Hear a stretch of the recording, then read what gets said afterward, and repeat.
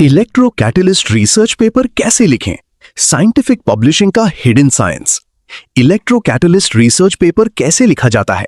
इस वीडियो में जानिए scientific publishing, hydrogen electrocatalysis, HER, OER, water splitting और रिसर्च राइटिंग का पूरा हिडन साइंस। ये सिर्फ पेपर राइटिंग गाइड नहीं, बल्कि laboratories, scientific pressure, peer review, journal competition और फ्यूचर क्लीन एनर्जी डिस्कवरीज की सिनेमैटिक कहानी है। वीडियो में research paper structure, title writing, abstract writing, introduction and research gap, experimental section, results and discussion, figures and tables, peer review process, AI in research writing, journal submission strategy. अगर आपको scientific mysteries, dark science documentaries और futuristic research stories पसंद है तो video अंत तक जरूर देखें।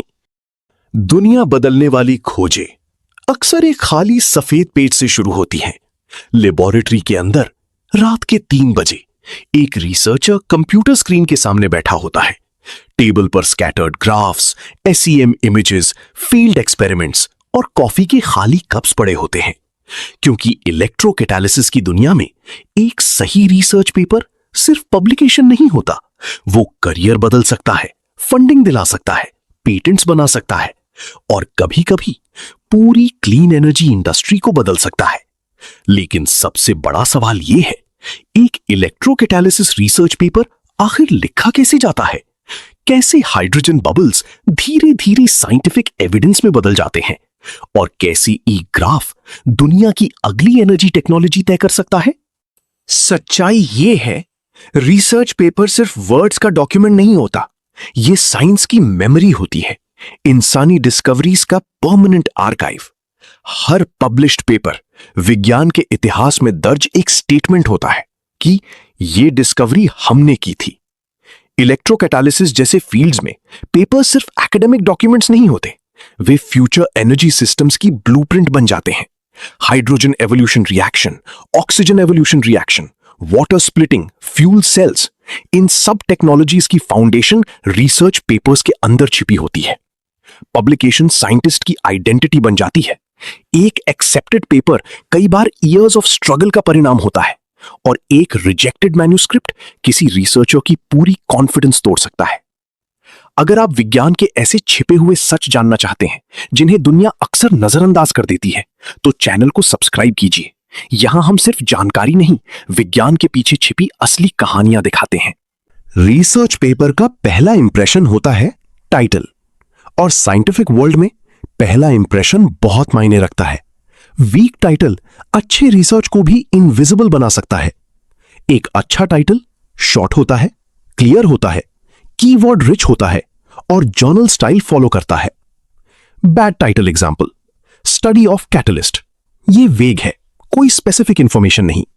लेकिन स्ट्रॉन्ग टाइटल कुछ ऐसा होगा, FeCO(Ni) high entropy alloy toward efficient hydrogen evolution reaction.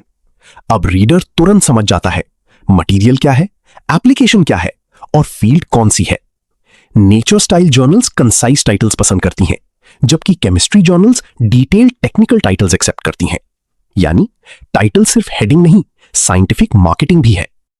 पूरा रिसर्च पेपर एक शरीर है और एब्स्ट्रैक्ट उसका चेहरा। कई रिव्यूअर्स और रिसर्चर्स सिर्फ एब्स्ट्रैक्ट पढ़कर डिसाइड कर लेते हैं कि पेपर आगे पढ़ना है या नहीं। इसीलिए एब्स्ट्रैक्ट साइंटिफिक ट्रेलर की तरह काम करता है। एक स्ट्रॉन्ग एब्स्ट्रैक्ट में 4 चीजें होती हैं: प्रॉब्लम, मेथड, रिजल्ट्स, इंपैक्ट। पहले प्रॉब्लम बताइए, जैसे efficient and low cost HER electrocatalysts remain a major challenge. फिर मेथड, क्या मटेरियल बनाया, कैसे सिंथेसाइज किया। फिर सबसे इंपॉर्टेंट हिस्सा, रिजल्ट्स, ओवर पोटेंशियल कितना था, टैफल स्लोप क्या था, स्टेबिलिटी कैसी थी। और अंत में इंपैक्ट, ये डिस्कवरी इंपॉर्टेंट क्यों है। लेकिन सबसे common mistake, over claiming.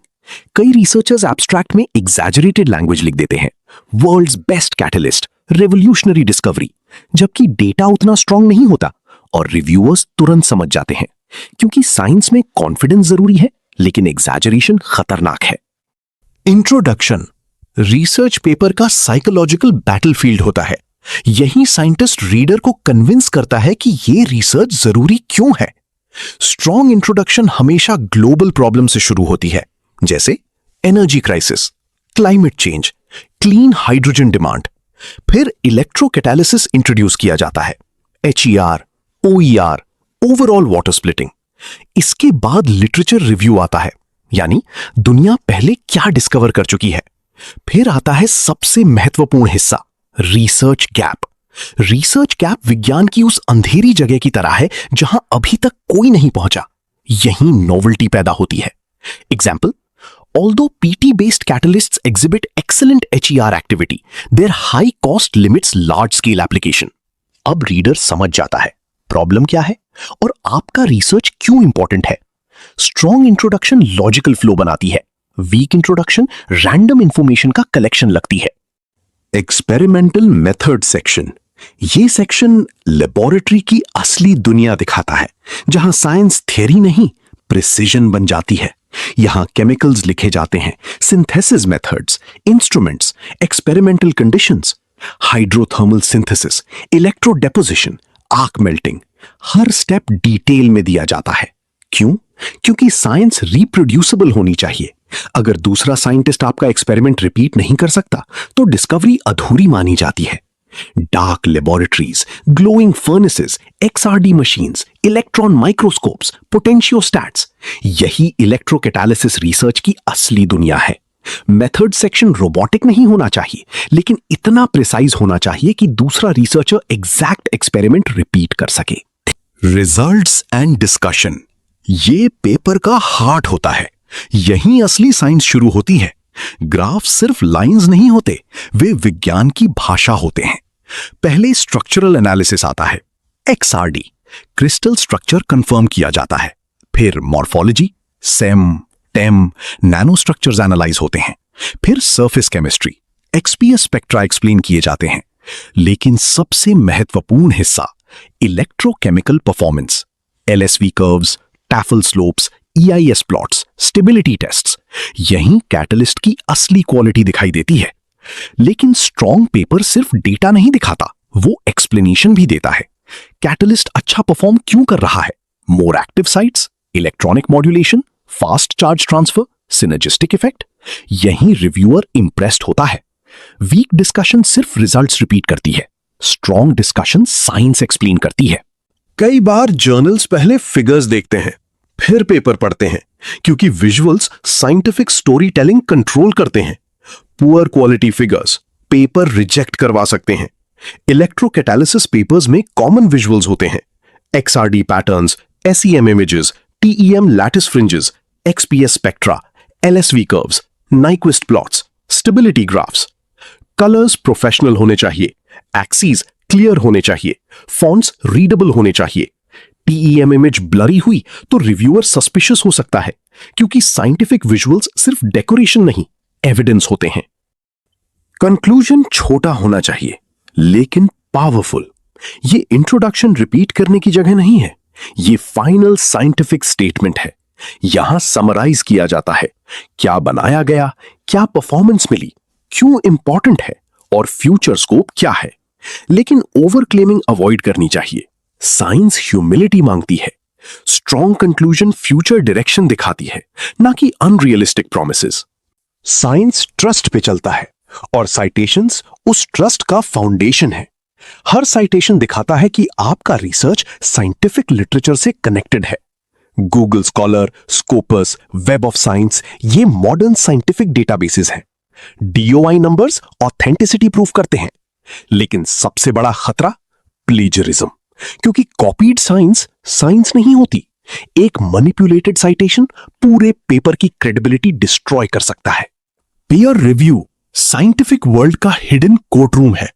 Reviewer comments कई बार ब्रूटल होते हैं, mechanism unclear, data insufficient, novelty weak. कई रिसर्चर्स रिजेक्शन ईमेल्स पढ़कर टूट जाते हैं। मंथ्स ऑफ वर्क एक डिसीजन में खत्म हो सकता है। लेकिन साइंस क्रिटिसिज्म से ग्रो करती है।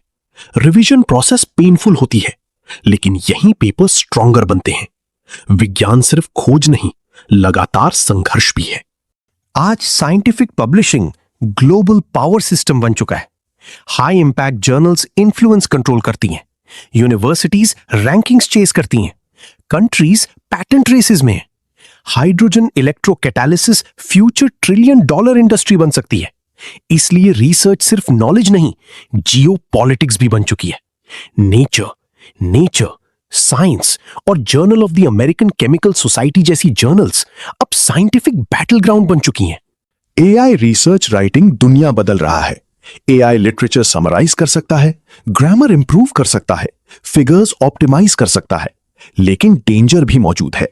AI hallucinations, fake references, artificial data generation scientific fraud को बढ़ा सकते हैं। यानी एआई पावरफुल असिस्टेंट है, लेकिन रिस्पॉन्सिबल साइंटिस्ट अभी भी इंसान ही होना चाहिए। हर रिसर्च पेपर सिर्फ डेटा नहीं होता, ये इंसानी जिज्ञासा का रिकॉर्ड होता है। हर ग्राफ, हर इक्वेशन, हर फील्ड एक्सपेरिमेंट किसी साइंटिस्ट की जिंदगी का हिस्सा होता है। विज्ञान हमेशा सर्टेनिटी नहीं देता, कई बार वो और बड़े सवाल पैदा करता है। क्या फ्यूचर हाइड्रोजन इकोनॉमी सच में दुनिया बदल देगी? क्या क्लीन एनर्जी रेवोल्यूशन सफल होगी? या इंसान फिर टेक्नोलॉजी की रेस में नई गलतियां करेगा? क्योंकि इतिहास हमेशा यही दिखाता है, इंसान डिस्कवरी करता है और फिर उसकी कॉन्सिक्वेंसेस समझने में डेकेड्स लगा देता है। विज्ञान कभी अच्छा या बुरा नहीं होता, लेकिन इंसान उसे क्या बना देता है, यही इतिहास तय करता है। आपकी क्या राय है?